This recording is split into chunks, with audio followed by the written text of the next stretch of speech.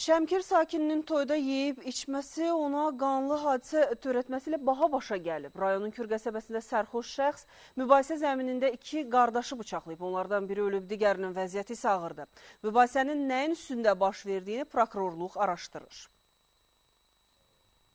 Hadisə ötən gün saat 22 radələrində baş verib. 59 yaşlı Sabit Əliyevlə 41 yaşlı Mahir və onun 34 yaşlı qardaşı Zaur arasında mübahisə düşüb. Nəticədə Sabit Əliyev qardaşların hər ikisini çoxsaylı bıçaq zərbələri ilə yaralayıb. Mahir Abbasov hadisə yerindəcə dünyasını dəyişib. Qardaşı isə Şəmkir Mərkəzi rayon xəstəxanasına çatdırılıb əməliyyat olunsa da vəziyyəti ağır qiymətləndirilir.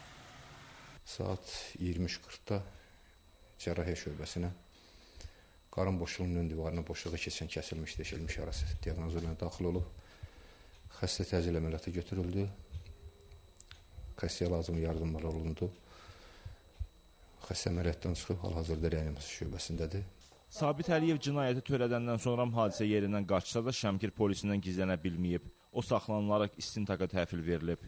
Əliyev Sabit Adiloğlu sərxoş vəziyyətdə, şəxsi münasibətlər zəminində aralarında yaranmış mübahisə zamanı özü ilə gətirdiyi bıçaqla ilk əvvəl Şəmkir rayon Kür qəsəbəsi sakini 1975-ci il təvəllüdlü Abbasov Mahir Eldar oğlunu Şəmkir rayon Kür qəsəbəsi ərazisində işlətdiyi Topaz məntəqəsinin qarşısında bədəninin müxtəlif nahiyələrindən çoxsaylı bıçaq xəsarətləri yetirərək qəsdən öldürmüş. Daha sonra isə hadisə yerinə gələn sonuncunun qardaşı 1982-ci il təvəllüdlü Abbasov Zaur Eldar oğluna da bıçaq xəsarətləri yetirərək qəsdən öldürməyə cəhd etmişdir. Rayon prokurorluğunda açılan cinayət işi üzrə fakt araşdırılır.